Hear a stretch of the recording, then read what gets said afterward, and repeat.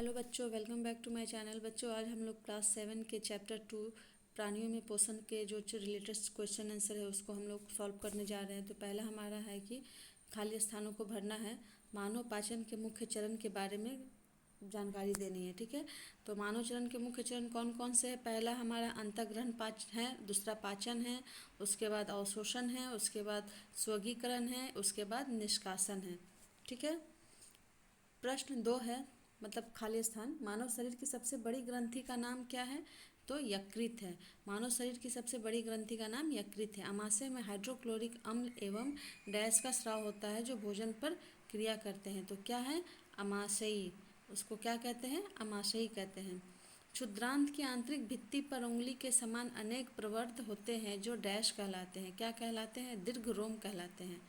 तो ये हमारा जो है सो ये प्रश्नोत्तर का काम समाप्त हुआ। अब हम लोग चलिए करते हैं क्वेश्चन नंबर 2। सत्य एवं असत्य कथनों को चिन्हित कीजिए। मंड का पाचन अमाशय से प्रारंभ होता है। तो ये क्या होगा हमारा? तो मंड का काम जो है सो अमाशय से प्रारंभ होता है, ये हमारा असत्य हो गया। ठीक है। उसके बाद क्या है? जीभ लाला ग्रंथि को भोजन के साथ मिलाने में सहायता करती है। तो इसका क्या होगा? यह सत्य है। पित्ताशय में रस अस्थायी रूप से भंडारित होता है, ये भी सत्य है। उसके बाद रूमिनेंट निगली हुई घास को अपने मुख में वापस लाकर धीरे धीरे चबाते रहते हैं। तो ये भी क्या है? सही है, मतलब सत्य है। उसके बाद क्या है? सही विकल्प पर हम लोगों को चिन्ह लगाना है। वसा का पूर्ण रूपेण पाचन जिस अंग में होता है वह कौन सा भाग है? तो वो है क का 3 नंबर है, यानी कि कौन सा भाग है यहाँ पे?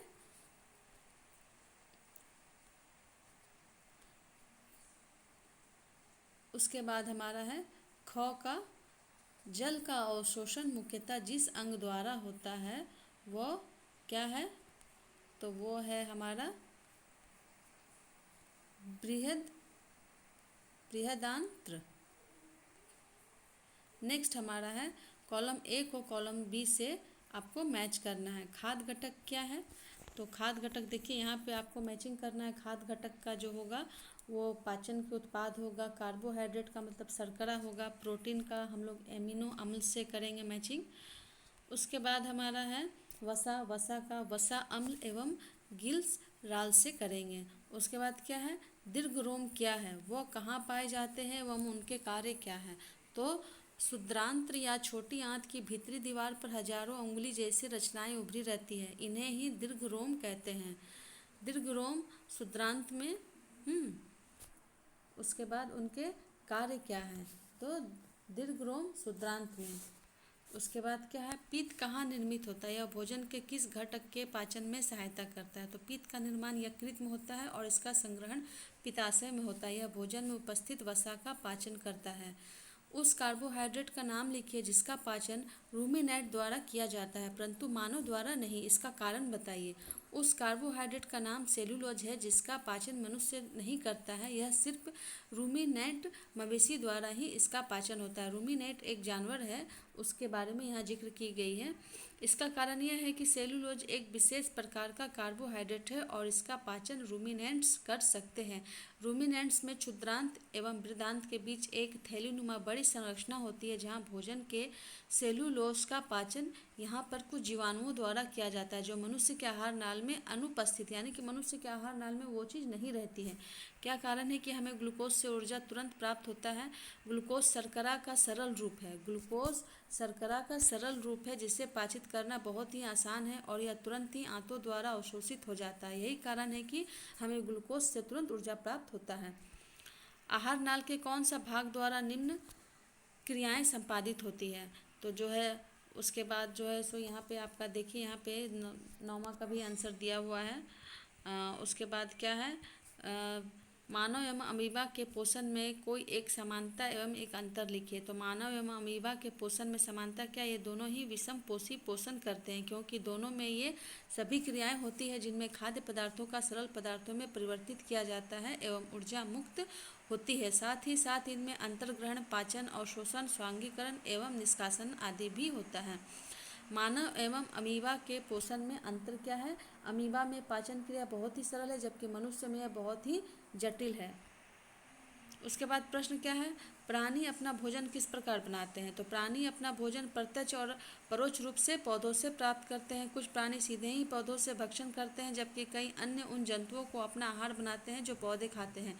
कुछ जंतु पौधे एवं जंतु दोनों को खाते हैं।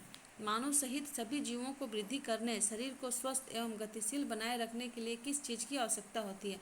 तो मानव सहित सभी जीवों को वृद्धि करने, शरीर को स्वस्थ एवं गतिशील बनाए रखने के लिए खाद्य पदार्थों की आवश्यकता होती है। पाचन तंत्र का निर्माण कैसे होता है। पाचक रस जटिल पदार्थों को उनके सरल रूप में बदल देते हैं। आहार नाल एवं संबंध ग्रंथियां मिलकर पाचन तंत्र का निर्माण करते हैं। मानव में पाचन क्रिया किस प्रकार होता है। हम अपने मुख द्वारा भोजन को अंतर्ग्रहण मतलब अंदर डालते हैं, इससे पचाते हैं, फिर उसका उपयोग करते हैं। आहार का बिना पचा भाग मल के रूप में निष्कासित किया जाता है। क्या आपने कभी यह जानने का प्रयास किया है कि शरीर के अंदर भोजन का क्या होता है। भोजन एक सतत नाली से गुजरता है जो मुख गुहिका से प्रारंभ होकर गुदा तक जाती है। आहार नली को कितने भागों में बांटा जाता है। आहार नली को मुख्य 6 भागों में बांटा जाता है। मुख गुहिका, गारस नली या ग्रासिका, द्वामाशय, दक्षुद्रांत्रा, छोटी आंत, बृहद आंत मतलब छोटी आंत, बड़ी आंत, उसके बाद मलाशय से जुड़ी होती है, उसके बाद दम मल द्वार है, और उसके बाद गुदा है। अंतर्ग्रहण किसे कहते हैं। भोजन का अंतर्ग्रहण मुख द्वारा होता है। आहार को शरीर के वेप अंदर लेने की क्रिया अंतर्ग्रहण कहलाती है। हम जीभा का उपयोग किन किन तरह से करते हैं। हम बोलने वेप के लिए जीभा का उपयोग करते हैं। इसके अतिरिक्त यह भोजन में लार को मिलाने का कार्य करती है तथा निगलने में भी सहायता प्रदान करती है। जीभ द्वारा ही हमें स्वाद का पता चलता है। जीभ पर स्वाद कलिकाएं होती हैं जिनकी सहायता से हमें विभिन्न प्रकार के स्वाद का पता चलता है। जब आप जल्दी जल्दी खाना खाते हैं तो आपकी खांसी, हिचकी और घुटन का अनुभव क्यों होता है। कभी कभी जब आप जल्दी जल्दी खाना खाते हैं या हम जल्दी खाते हैं तब हमें खाते समय बातें करते हैं, तब हिचकी आती है तो घुटन का अनुभव होता है। यह इसलिए होता है क्योंकि कणों में जो कण जो है सो श्वास नली में प्रवेश करने के कारण होता है। श्वास नली में जो है सो वो प्रवेश कर जाता है। जो खाने का जो कण है वो श्वास नली में प्रवेश कर जाता है, इस कारण हमें ये सब चीज़ों का आभास होता है। आमाशय का आंतरिक स्तर सहतत को क्या रस स्रावित करता है। आमाशय का आंतरिक स्तर सतह हृद को श्लेष्म, हाइड्रोक्लोरिक अम्ल तथा रस स्रावित करता है। श्लेष्मा आमाशय के आंतरिक स्तर को क्या प्रदान करता है। श्लेष्मा आमाशय के आंतरिक स्तर की सुरक्षा प्रदान करता है। अम्ल अनेक ऐसे कौन से जीवाणुओं को नष्ट करता है जो हमारे भोजन के साथ वहाँ तक जाते हैं। अम्ल अनेक ऐसे जीवाणुओं को नष्ट करता है जो भोजन के साथ वहाँ तक जाते हैं। साथ ही साथ यह माध्यम को अम्लीय बनाता है। पाचक रस जठर रसद प्रोटीन को सरल पदार्थों में विघटित कर देता है। तो इस प्रकार आपको सभी प्रश्नों के उत्तर यहाँ पे दिए गए हैं, तो जिससे आप लोगों को काफ़ी सुविधा होगी। तो ये वाला प्रश्न जो है आप लोगों के लिए काफ़ी इम्पोर्टेंट प्रश्न है कि जो ये है क्षुद्रांत्रा कितने मीटर लंबी कुंडलित नली है। तो क्षुद्रांत्रा लगभग 7 फुट 5 मीटर लंबी अत्यधिक कुंडलित नली है। यह यकृत एवं अग्नाशय से स्राव प्राप्त करती है। इसके अतिरिक्त इसकी भित्ति से भी कुछ रस स्रावित होते हैं।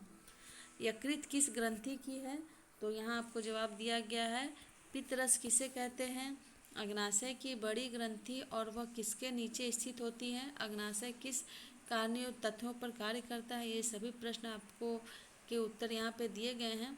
तो बच्चों आपको करना क्या है कि बहुत अच्छे तरीके से सभी प्रश्नों के जवाबों को याद करना है और एक कॉपी में इसे अच्छी तरह से नोट्स के रूप में लिख लेना है, ताकि आप कुछ भी अगर आप उससे रिलेटेड एक चैप्टर से रिलेटेड अगर आप कुछ भी खोजने जाएं तो आपको बहुत ही आसानी से वो मिल जाए, क्योंकि इधर उधर रखने से आपको समय पर वो नहीं मिल पाएंगे, जिसके कारण आपका पढ़ने में ध्यान भटक जाएगा। तो बच्चों मिलते हैं हम लोग अगले वीडियो में।